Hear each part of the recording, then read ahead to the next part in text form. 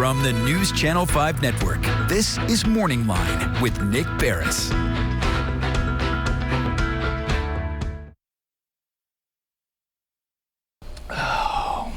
Good morning, everyone. Thanks for joining us on Morning Line. I'm Nick Beres. It is 8 o'clock here in Nashville, Tennessee. It is Thursday, and we have a good show on tap for you. We're going to talk about a very high-profile trial that's set to begin on Monday.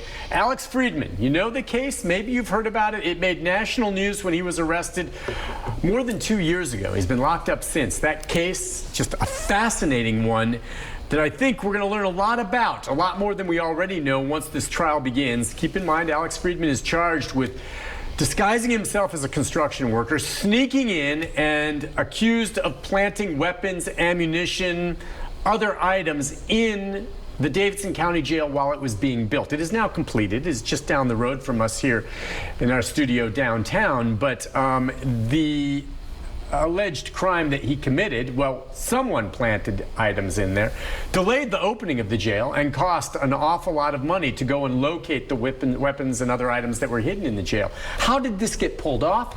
What is the criminal case against him? Where does it go? I want to be clear up front. We will be covering the trial next week, but not gavel to gavel. But there's a lot of intrigue and interest in this, and we'll start at the beginning of it. He's charged with vandalism. That's it. We're going to talk about it this morning with guests. Can you guess who?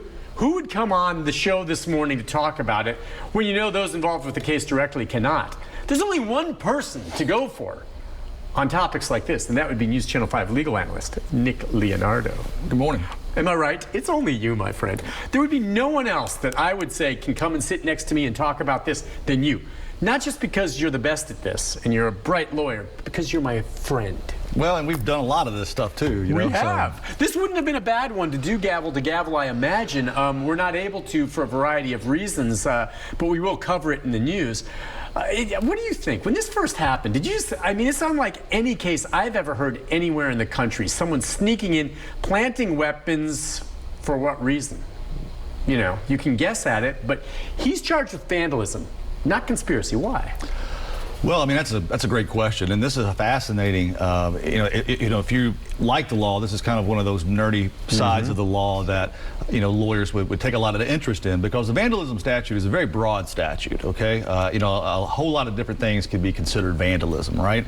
But I would certainly say that we've never seen the vandalism statute stretched to this point, and so typically you think it's a minor crime. I mean, vandalism's serious, but I mean it's not something that's going to send you away to prison for a long time. Well, vandalism is the level of the offense is graded just the same way we do theft, okay, in the state of Tennessee. So if it's $1,000 or less, it's a misdemeanor. So then it goes from $1,000 to $2,500, $2,500 to $10 grand, $10 grand to $60, I believe, and then $250,000 is the highest level, and that would be an A-level felony. So you typically don't see that. But when you think of vandalism, you think of keying somebody's car, spray painting something, causing damage to property. But the statute says, that tampering with property and causing pecuniary loss or substantial inconvenience to the owner or a third party.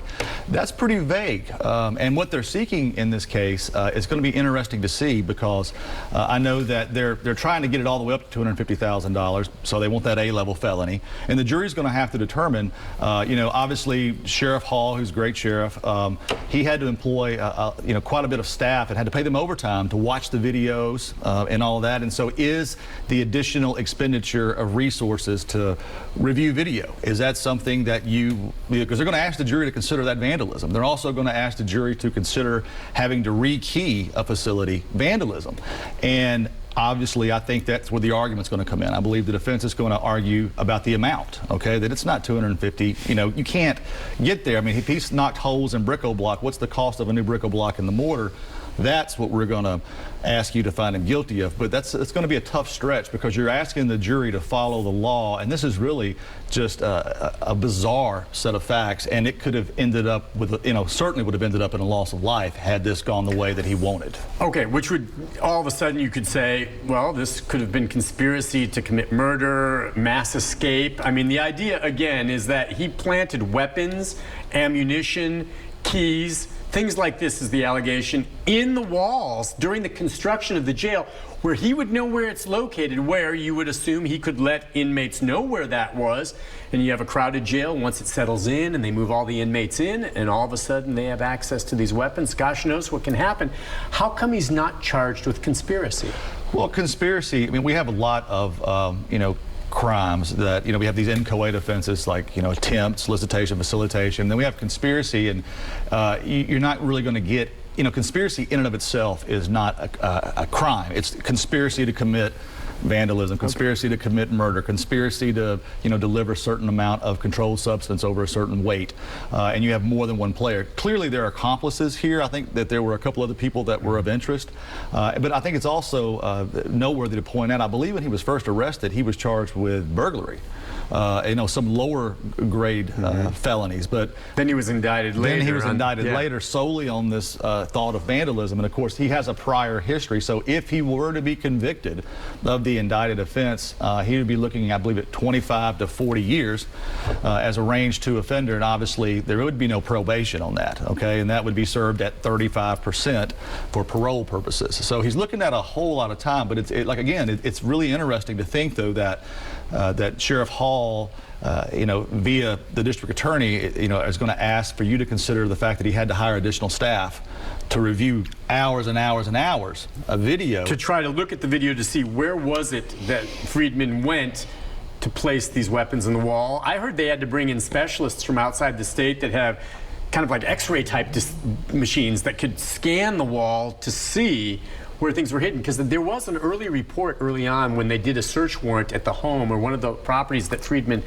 lived in, where they claimed that they found a fake wall that he had in place with bric-a-brac, and that he was practicing placing weapons and then kind of doing a plaster cover on top to make it look like you wouldn't know it's there. That he had been rehearsing the planting of weapons at his home ahead of time. I mean, so it's certainly a premeditated crime, and he had planned to do that. But I guess where I'm sitting, one of the things that really is disturbing is, how did this happen? Yeah. How does a person walk onto a job site where they're constructing a jail? It's not like we construct jails every day in Davidson County, but clearly that's a concern. How did that security breach occur, and how was somebody who was not working, not supposed to be on the site, go 12, 14, 15 times and be able to accomplish this? And I also think that our General Assembly needs to come up with a new crime for this kind of behavior, because it doesn't squarely fit in any sort of factual scenario that we have that's set forth in the criminal code. So, there's a lot of points I want to cover here, but in terms of the conspiracy to commit a crime, so he's charged with vandalism. They're saying that he did the damage and they had to spend all this money to correct things. They seized hard drives, laptops, flash drives, everything to look. And my thinking is that they were checking to see, had they come across, which apparently they didn't, a manifesto or some kind of guidelines where, once this has happened, I'm going to set this up, and there's going to be a year from now, where we're going to break out of the prison and kill a bunch of guards and escape. They never found anything like that. Were they, you think, looking for a manifesto of sorts? And had they found that, could that have brought another charge? Gosh, that's a heck of a great question. It depends on what that manifesto says and how, and how much he moved towards that endeavor. But clearly they're looking to make sure that this was the only institution, and that this was the only place that he had something like this planned, because they obviously want to head off another potential crime if he was planning something else. But we do know that he is completely against core civic, or former CCA, and the conditions of incarceration, and he's been a big advocate about that. Yeah, I want to get into that in a moment, but just with regard to not finding the plans, I mean, look, can the prosecution approach the jury and say, not only do we charge him with vandalism, that's the criminal charge here, but why do you think he was planting weapons inside a jail? Meaning, there's not an explanation for what his plans were. But I don't think it's a stretch or fiction to say, well, he had to have some bad intent here to do this.